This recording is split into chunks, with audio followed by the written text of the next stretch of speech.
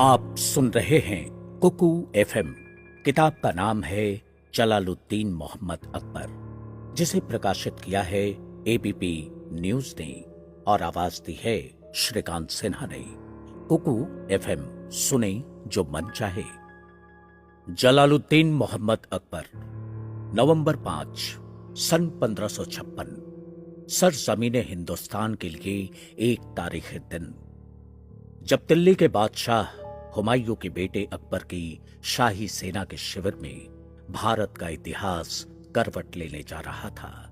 शिविर में 14 साल के अकबर के साथ दूसरे लोगों के अलावा उसका गुरु बैराम खान मौजूद था। तभी अकबर की सेना के 2 सिपाही युद्ध में पूरी तरह घायल एक शख्स को अपने कंधों पर लटकाकर लगभग घसीटते हुए अकबर के सामने पेश करते हैं। इस शख्स के हाथ पीछे की ओर बंधे हैं, इसकी एक आंख भी फूटी हुई है और उससे खून रिस रहा है। वो लगभग बेहोशी की हालत में है। इसी मरणासन्न हालत में सिपाहियों ने उसे जमीन पर पटका। उसे देखकर बैराम खान के चेहरे पर मुस्कान खिली।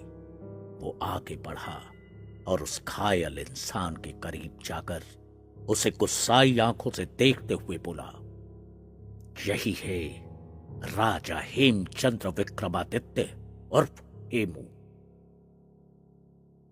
नमक का व्यापारी, जिसने दिल्ली में तैमूरी झंडे को नीचा करने की हिमाकत की थी। वो हेमू जिसने दिल्ली पर कब्जा करने की हिम्मत की थी। इसके बाद बैराम खान अकबर की तरफ मुड़ा और गरजते हुए बोला, बादशाह सलामत, आप इस काफिर को मौत देकर गाजी का मर्तबा हासिल करे। यह सुनते ही गद्दी पर बैठा 14 साल का अकबर उठा। उसने एक झटके में बयान से तलवार खींची और लेकर हेमू की ओर बढ़ा। अकबर के तेवर देख बैराम खान की आंखों में चमक आ गई। अकबर हेमू के पास गया। वो हेमू को गौर से देखने लगा। अब उसकी आंखों में भी बैराम खान जैसा गुस्सा तैर रहा था। फिर उसका ध्यान हेमू के जख्मों पर गया।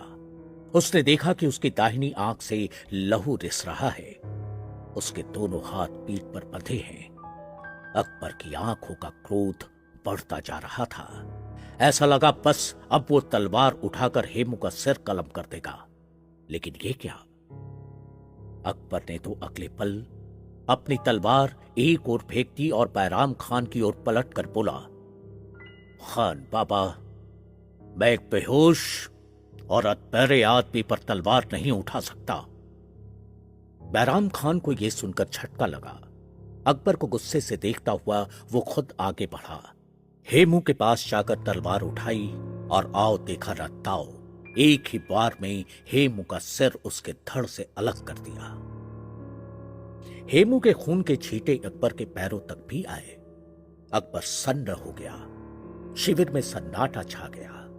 इस सन्नाटे को बैराम खान की आवाज ने चीरा।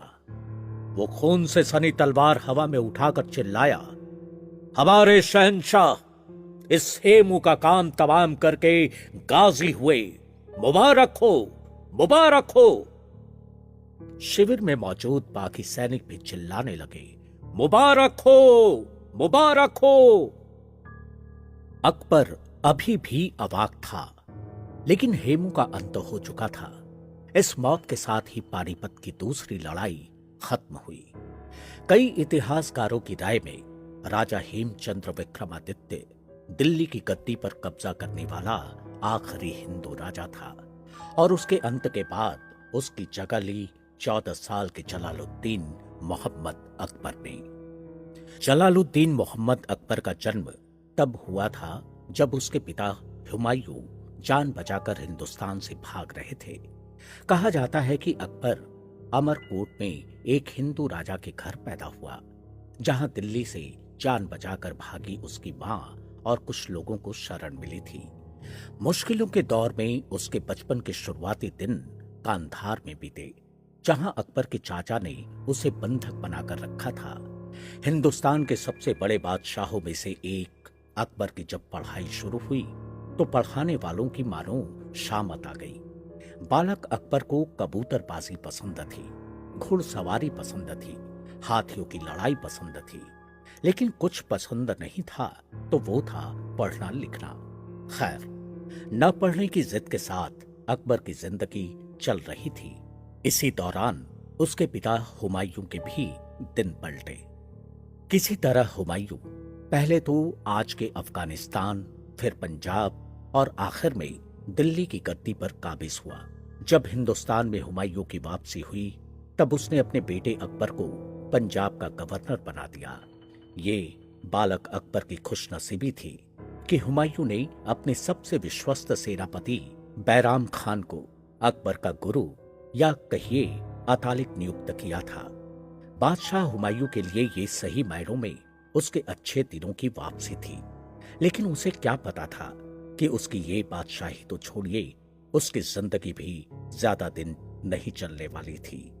जल्दी ही हुमायूं एक दुर्घटना का शिकार हो गया। 27 जनवरी 1556 की है।